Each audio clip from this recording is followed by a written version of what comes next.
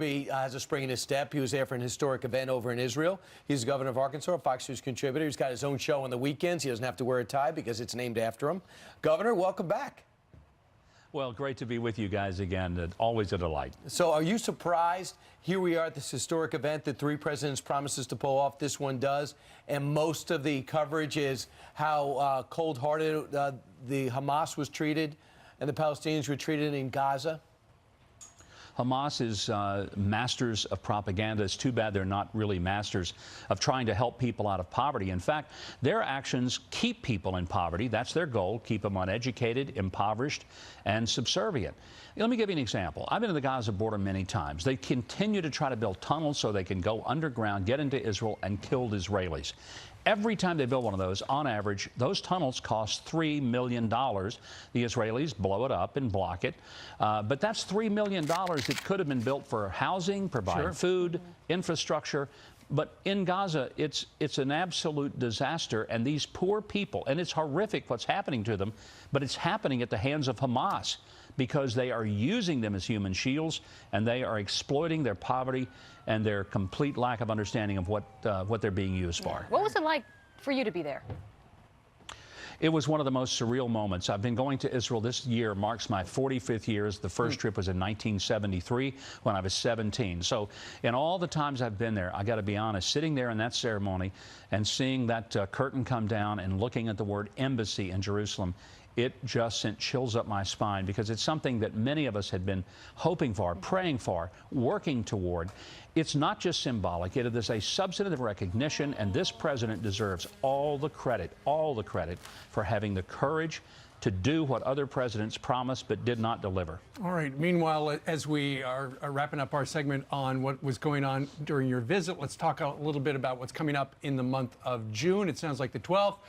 The summit is still on between the President of the United States and Kim Jong-un, although, you know, suddenly he's kind of stirring the pot. He's saying, you know, these military exercises, I don't like those, and I don't like the fact that they're suggesting that I've got to pull the plug on all the nukes. What's going on behind the scenes, do you think? Is he just trying to continue to say, hey, I'm over here, look at me? I think a lot of it is the bravado and saber rattling that is necessary for him to assure his people that he's not surrendering, he's not giving up everything, that he's going into it with a sense of strength. But all of that posturing doesn't change the fact that he has been willing and said publicly to completely get rid of nuclear arms. If that indeed happens, it is an amazing reset of all of Asia. And there's no guarantee, and nobody's being so Pollyannish about it to say, oh, it's all going to be fine, because it may not. It may fall apart. But again, give Donald Trump credit for getting us closer than any president ever has in dealing with the situation of the peninsula.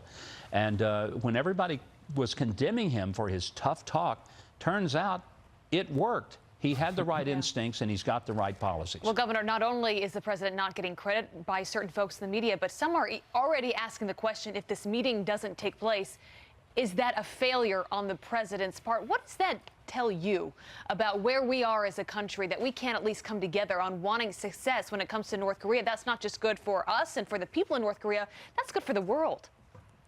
It's incredibly good for the world. And Abby, one of the things that's frustrating to watch is people on the left who seem to hate Donald Trump more than they love the country and love the peace that this world desperately needs.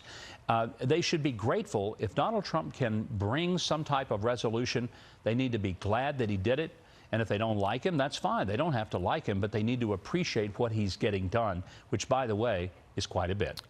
It is. Also, there are a couple of dozen judges now that have been put in place. If you count the Supreme Court judge, I think it is 22 in overall. And he's pressuring the Republican senators to do more before they go on break.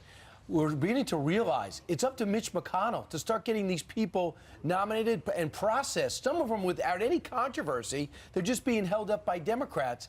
Do you think the Republicans, because you know politicians, do you think they're getting the message?